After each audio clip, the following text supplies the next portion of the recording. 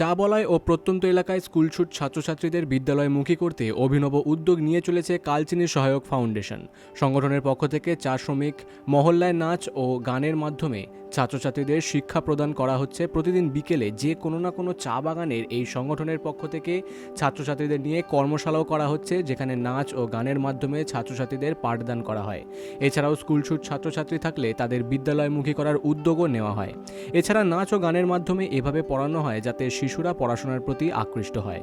চা বাগানের লক্ষ্য করা যায় ছাত্রছাত্রীদের বাবা ও মা দুজনেই সকাল হতেই কাজে চলে যায়, আর বাবা মা ঘরে না থাকায় ছাত্রছাত্রীরা পড়াশোনা করে না, অনেকে বিদ্যালয়েও যায় না।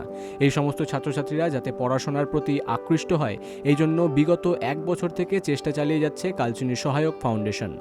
সংগঠনের পক্ষ থেকে পবন লামা জানান, আমাদের উদ্দেশ্য কোনো ছাত্রছাত্রী যাতে বিদ্যালয়ের বাইরে না থাকে। নাচ গানের মাধ্যমে পড়াশোনা করানোর পাশাপাশি ছাত্রছাত্রীদের খাতা কলমও দেওয়া হচ্ছে সংগঠন থেকে। সহায়ক ফাউন্ডেশন এই উদ্যোগকে সাধুবাদ জানিয়েছে আলিপুর জেলা পরিষদের সভাধিপতি স্নিগ্ধা শৈব। তিনি জানান, এটি খুব ভালো উদ্যোগ, তাদের এই উদ্যোগ সত্যি প্রশংসনীয়।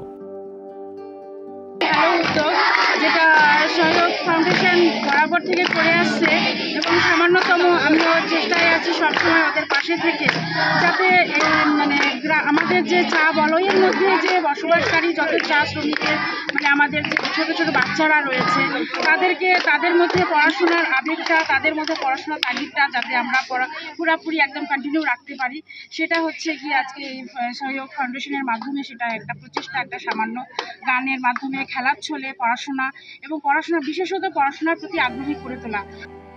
আলিপুরদুয়ার থেকে অরূপ দাসের রিপোর্ট, বিগ নিউজ বাংলা।